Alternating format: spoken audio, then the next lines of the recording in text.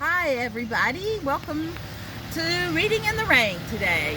It's pouring out here, but rain is just as cool as a beautiful sunny day, so I thought we'd come out here and read about the firefighters. This book is called Fireby by Gail Gibbons. Okay, let's see if I can balance my umbrella. We'll probably get some funny stuff with that thing up there. Okay, let's see. There it is, Fireby by Gail Gibbons. This is a very old book, so I'll try to take care of it while I'm reading it out here in the rain. Okay. In an apartment house, a breeze has blown a towel up into the flame of a hot stove. A fire begins. The smoke alarm screams. You know what the smoke alarm sounds like at your house? Have you heard it before? It's pretty loud, isn't it? Yes. Okay. A phone call alerts the fire dispatch center. Instantly, a dispatcher calls the firehouse nearest the fire. A loudspeaker blares out the address of the fire, and the firefighters go into action. They slide down brass poles to the ground floor where the fire engines are and hurry into their firefighter gear. Then they take their positions on their engines. How many engines do you see in that picture? So I wonder if they're going to take all of them to this fire. Let's see. Oh, takes me a minute to hold an umbrella in the rain while reading a book. All right, let's see what happens next. The big trucks roar out of the firehouse. Sirens scream and lights flash. Oh, it looks like they're taking off 3 engines. It's a 3-alarm fire. Wow. Okay. The fire engines arrive at the scene. The fire is bigger now. The fire chief is in charge. He decides the best way to fight this fire. Look at it, way up high, isn't it? Okay.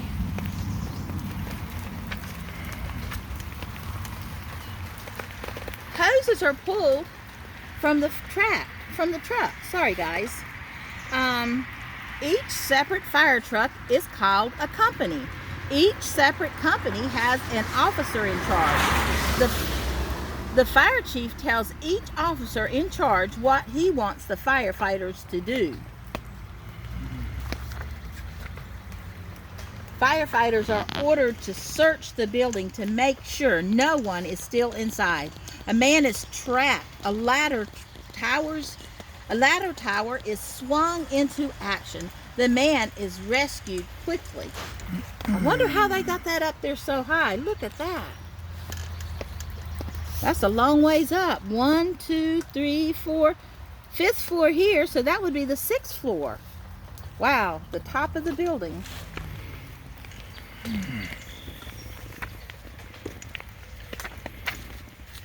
Okay.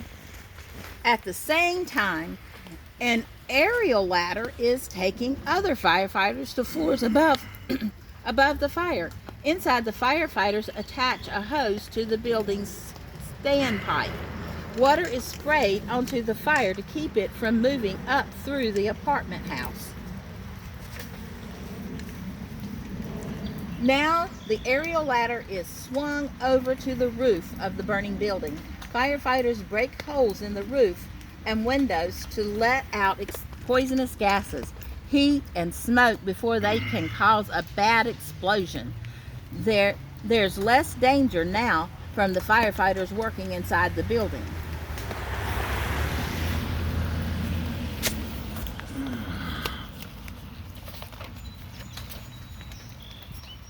Firefighters are battling the blaze from outside the building too. Fire hoses carry water from the fire hydrants to the truck. Pumps in the fire trucks control the water pressure and push the water up through the discharge hoses. Streams of water hit the burning buildings and buildings next door to keep the fire from spreading. Look at that, how they're spraying the other buildings, not just the one on fire. Pretty cool. Okay.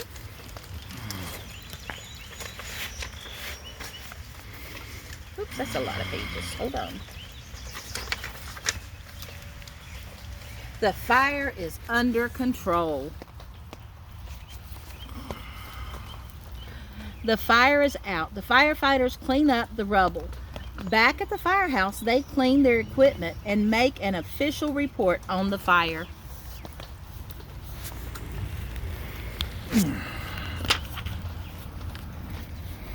City firefighters take turns living at the firehouse. There are firefighters on duty day and night. Between alarms, they practice and train. They teach people fire prevention too.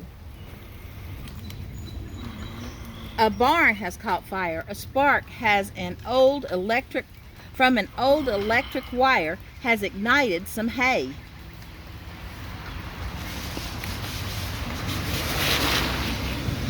Way out in the country. Uh-oh. Wonder how they're going to get water for that.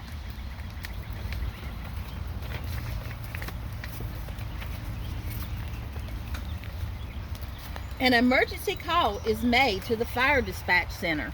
There is a central fire dispatch center for the several county towns. Excuse me. The dispatcher calls the volunteer firefighters in the town where the fire is. They get the message on their beepers. Volunteer firefighters must leave their jobs or homes to answer a fire alarm, day or night. They don't live at the firehouse.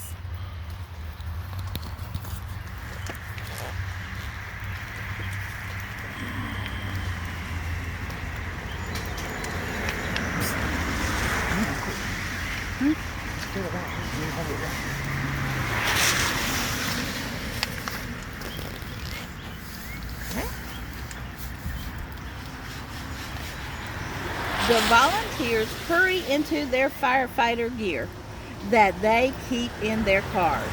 Some go to the firehouse to get the fire trucks. Others will meet the fire trucks at the fire.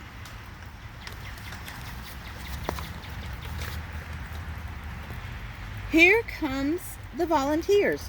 There isn't a fire hydrant here to supply water. The pumper truck carries its own water. It pumps the water through the hose onto the fire.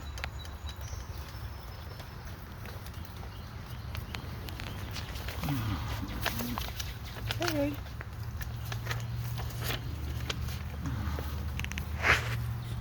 The pumper truck runs out of water. A tanker truck is standing by to help out. The fire is big. It might spread to the farmhouse. The fire chief calls a dispatch center for more equipment and firefighters. Another town is called for help. This time, an alarm is sounded from the firehouse.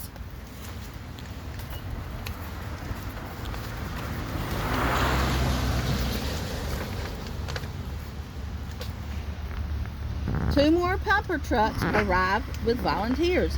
There is a stream nearby. Water from the stream is sucked through the hose into one pumper truck. Then pumped along to the other trucks. Look at that. They go from the water to the pumper truck, to another pumper truck, and to the fire. The trucks spray water on the fire. The fire dies down.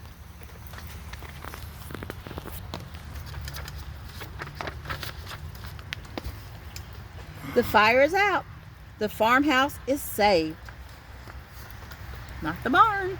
The chief makes notes for his official report while the firefighters help clean up.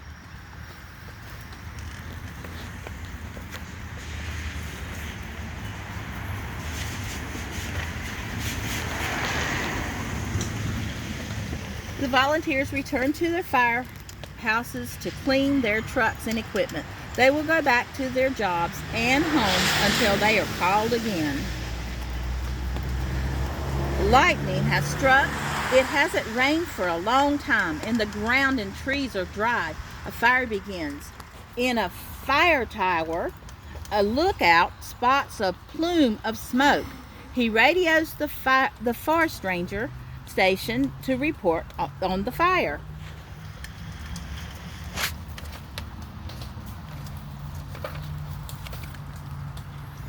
In moments, propeller planes fly in to help. Smoke jumpers in their jumpsuit parachute down to the scene. The firefighters' supplies are dropped in. The firefighters cut down trees and dig a fire stop, a clear area in front of the fire. A bulldozer arrives to help clear too. The ground is doused with water, and now the fire can't spread. Overhead, a plane sprays chemicals to smooth the flames.